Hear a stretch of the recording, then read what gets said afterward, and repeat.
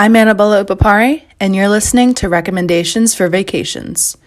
With the summer break coming up in 2 months, time really does fly when you're stuck in a monotonous routine.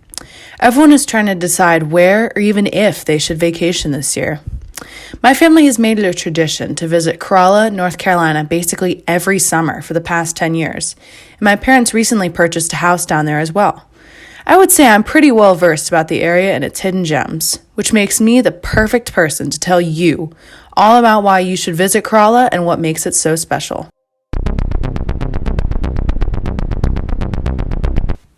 Firstly, Corolla is super tranquil and peaceful, especially compared to other areas in the Outer Banks. Cape Hatteras, which is a popular area, tends to get pretty congested, especially in the summer, and it's hard to find quiet or isolation. Corolla is a lot less crowded than Cape Hatteras. There's always lots of space on the beach, and it's incredibly peaceful. This is especially handy when we consider the state of the world right now. It's super easy to social distance and stay isolated from other people in Corolla, making it ideal for a pandemic vacation.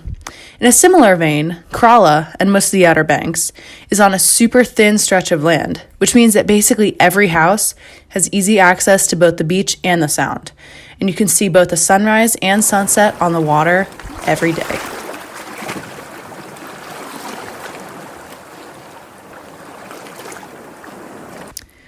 If you're interested in animals, you'll love Corolla and its surrounding wildlife.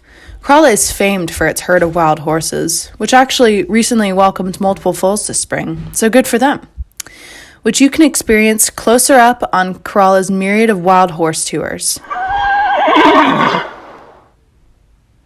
Keep in mind that the horses can't be fed anything by tourists. This may seem obvious, but a horse actually died last summer after it choked on an apple, and there's a wide variety of signs warning you not to feed them. Steering back to happier topics, there are even sea turtles and seals that occasionally wash up on the shore. In fact, my mother and I are trained to assist sea turtles. Corolla is also about an hour's drive from Pea Island, a national bird refuge, and Alligator River, which has a wide variety of animals like alligators, obviously, and muskrats.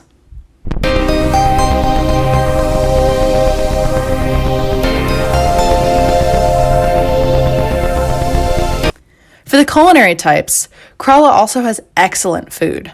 I'm a sucker for Carolina-style barbecue. For those who don't know, Carolina-style barbecue has like a vinegary type sauce on it, I guess.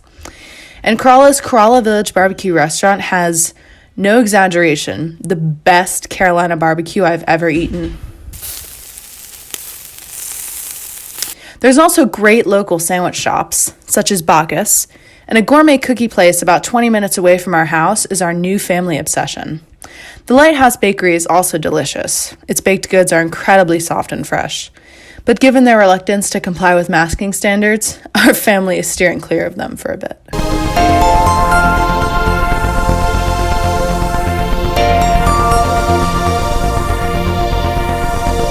In terms of activities for those with quainter taste, there's this adorable section called the Historic Corolla Village as well. It has the barbecue place I recently mentioned, an art shop, a bookstore, the Currituck Beach Lighthouse, restored landmarks, such as the Whalehead Club, and more.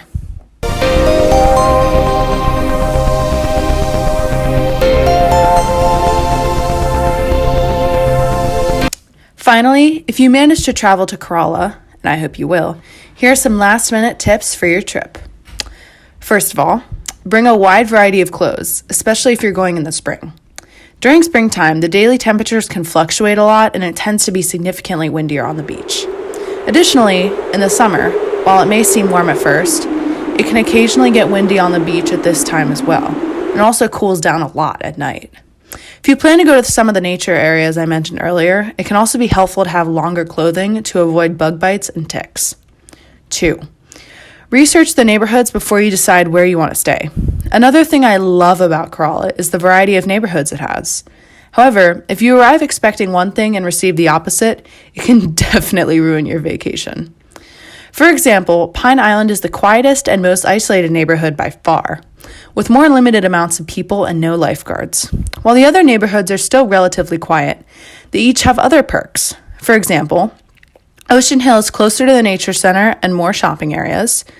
Currituck Club has private pools, a trolley, and several of the houses are lived in year-round. Corolla Light provides access to an array of activities like basketball courts and tennis, etc. The distance to the beach can vary as well, so watch out for that too. Finally, 3. If you're looking for a good rental agency, I recommend Twitty. Before we bought our beach house, we rented almost all of our houses through them. Their houses are consistently clean and well taken care of. On the other hand, some of the other rental agencies, not to name any names, tend to leave broken things the way they are instead of fixing them. Thanks for tuning in with me, and I'll see you next time.